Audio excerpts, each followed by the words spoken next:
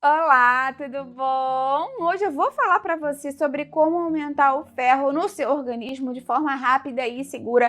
Muitas pessoas sofrem com baixa de ferro, anemia ferropriva e tem aqueles sintomas, né? Fadiga, cansaço, queda de cabelo, imunidade baixa, fraqueza, dificuldade de concentração e precisam aumentar o ferro rapidinho e de forma natural e segura. Eu vou te explicar todo o passo a passo e algumas diferenças que são muito importantes você saber. Fica até o final que você não vai querer perder. Antes de começar, quero te perguntar se em algum momento da sua vida você já foi diagnosticado com anemia. Muitas pessoas foram, né?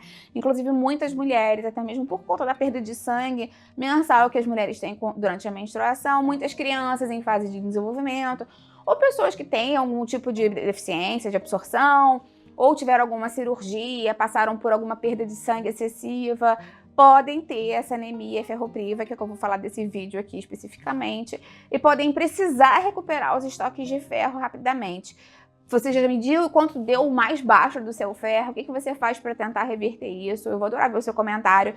E se você gosta desse tipo de vídeo com mais dicas para aumentar o ferro do sangue, deixa sua curtida, tá? Que eu trago mais receitas e vídeos pra você. Uma coisa que é muito importante a gente já começar falando aqui quando a gente pensa em aumentar o ferro do corpo é que na nossa alimentação existem basicamente dois tipos de ferro que você vai ter que prestar atenção.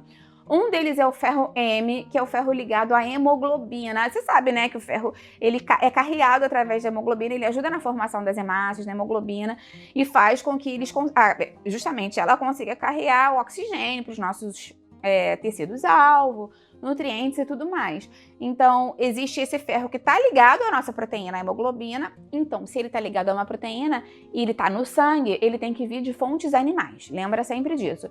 E existe o ferro não M, porque não tem hemoglobina, não tem sangue. Então, é o ferro vegetal. Como esse ferro M está ligado à hemoglobina, e a hemoglobina é uma proteína, ele tem um benefício extra com relação ao ferro não M, porque ele tem um sítio de absorção preferencial. A gente sabe que as proteínas, né, são nutrientes nobres, plásticos, que ajudam o nosso corpo a formarem, construírem blocos, né, de construção de células e tudo mais. Então, tudo que vem da proteína, tudo que vem alimentos que são ricos em proteína e nutrientes que estão ligados à proteína, tem uma absorção facilitada no nosso intestino.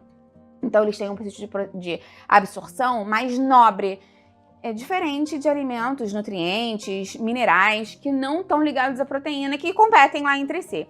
Então, vamos supor que a gente tem vários sítios de absorção no nosso organismo, mas tem uma área em que mais facilmente consegue absorver proteína, e se o ferro está ligado à proteína, ele entra junto lá, de bracinho dado, e se o ferro não está ligado à proteína, ele vai competir com cálcio, com magnésio, com outros nutrientes. E aí vai depender da proporção dele na sua dieta para conseguir ser absorvido de uma forma mais eficaz. Vale a pena ressaltar que essa quantidade de ferro varia muito.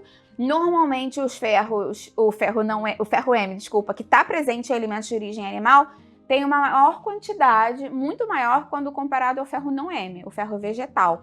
Então a proporção de ferro nos alimentos animais é maior do que as do ferro do alimento vegetal. Mas, além disso, como eu te falei, a absorção deles também é otimizada.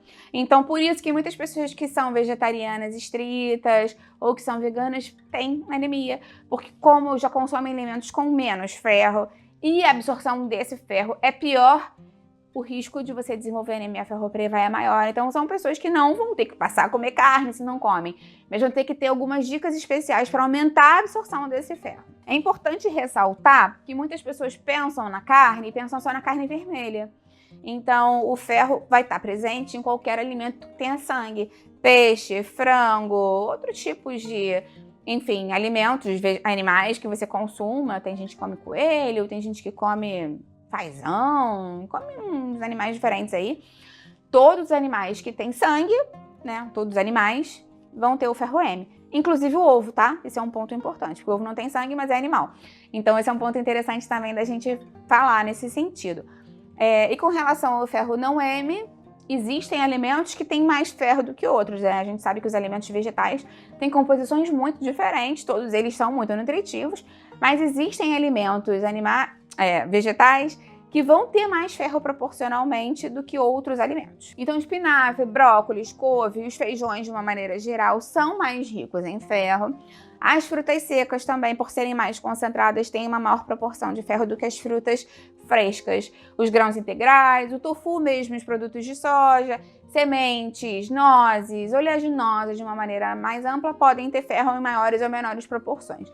Agora, uma coisa interessante de se falar é que esse ferro não M, né, esse ferro vegetal, como eu te falei, ele tem uma biodisponibilidade diferente, né? A capacidade de ser absorvido pelo nosso corpo é diferente de um ferro M, que já está grudado lá na proteína.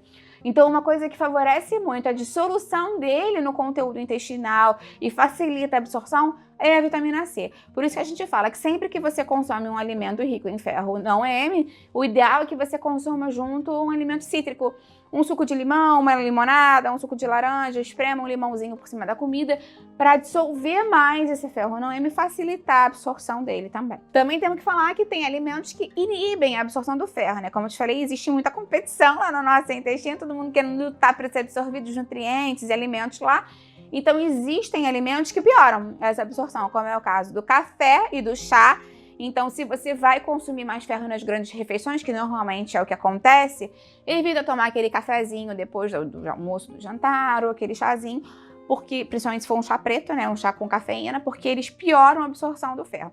Da mesma forma que os laticínios. Então, por isso que a gente fala que para uma pessoa que tem anemia ferropriva, o ideal é que você seja mais cuidadoso com relação às grandes refeições. Deixa para consumir os seus alimentos lácteos, se você consome, nas pequenas refeições, no café da manhã, no lanche da tarde, que lá normalmente você não vai consumir grandes fontes de ferro. E deixa para consumir no almoço e no jantar os alimentos ricos em ferro, M ou não M, de acordo com a sua alimentação, os alimentos ricos em vitamina C, mas não os laticínios, porque eles podem quelar e podem competir. O cálcio compete muito com o ferro no intestino. Então, o ideal é que você não consuma na mesma refeição. É importante também falar que os alimentos muito ricos em fitatos podem prejudicar a absorção do ferro. Então, assim, a gente sabe que os cereais integrais têm ferro, mas a grande quantidade de fitatos em alguns deles podem fazer com que a absorção seja prejudicada. Então, aquela história, né? Numa quantidade normal, vai facilitar. Tudo é a quantidade do que a gente consome, são alimentos nutritivos e tudo mais, mas também não exagera muito neles, porque né, eles podem acabar em grande quantidade prejudicando a absorção do seu ferro. É importante a gente falar também que para algumas pessoas a suplementação pode ser indicada sempre com orientação do nutricionista. Existem vários suplementos de ferro que você pode fazer e o nutricionista sempre vai verificar antes, e o médico, né? Como estão os seus estoques de ferro e os seus níveis de ferro. Quando ele observa o exame de sangue, ele não olha só a hemácia e hemoglobina, que é o que a maioria das pessoas olha. Se você tem alguma questão com ferro, provavelmente ele vai pedir a transferrina e a ferritina, que são os acúmulos de ferro, né, os estoques de ferro do nosso organismo. Às vezes a hemácia e a hemoglobina estão até ok, ali limítrofes, mas quando você vai ver a transferrina e a ferritina estão bem baixas, o que mostra que você, se não está anêmico, vai acabar ficando, se continuar tendo esse metabolismo, essa depressão, essa dificuldade de absorção. Então é importante, antes de suplementar, fazer sempre um exame de sangue para verificar como estão os níveis dos estoques. Isso é um ponto bem importante. Quando a gente pensa em aumentar o ferro rápido, muitas pessoas vão logo para a suplementação, porque de fato é uma maior quantidade de ferro e uma quantidade constante todos os dias, né? O nutricionista ou médico vai falar para você tomar tanto de ferro, que ele vai determinar quanto é para você especificamente, e você vai garantir que você vai ter aquele aporte diário, o que para muitos casos em que a pessoa está com uma deficiência acentuada é o mais indicado mesmo. Antigamente se usava muito sulfato ferroso. Hoje em dia é uma suplementação que, apesar de barata, muitas vezes não é indicada porque causa muitas repercussões no nosso organismo. As pessoas que têm mais sensibilidade gástrica não toleram muito bem. Pode dar enjoo, náusea, dor de estômago. Tem aquela questão de dor abdominal, cólica, as fezes muito constipadas, resseca muito. Pode sair as fezes negras, pode causar um medo na pessoa. Então, algumas pessoas têm diarreia, então as repercussões gastrointestinais são muito grandes com o sulfato ferroso. E, na verdade, ele tem uma menor biodisponibilidade do que, por exemplo, o bisglicinato de ferro, que muitas vezes é utilizado. Então, hoje em dia, o ferro quelato, o bisglicinato, outros tipos de ferro, gluconato, são utilizados justamente porque eles já são quelados com uma proteína, foi o que eu te falei. Eles são grudadinhos na proteína, o que favorece a absorção deles e tem menos repercussões gastrointestinais. Uma coisa importante se falar da suplementação de ferro é que ela não deve ser feita por conta própria, porque o excesso de ferro no nosso organismo pode ser tóxico para o intestino e para outros órgãos. Então, essa questão da suplementação de ferro deve ser sempre individualizada e de acordo com as suas necessidades, E tem que ter começo, meio e fim. Não é porque o médico te passou um suplemento de ferro que você vai ficar tomando a vida inteira, porque ele acumula no nosso organismo.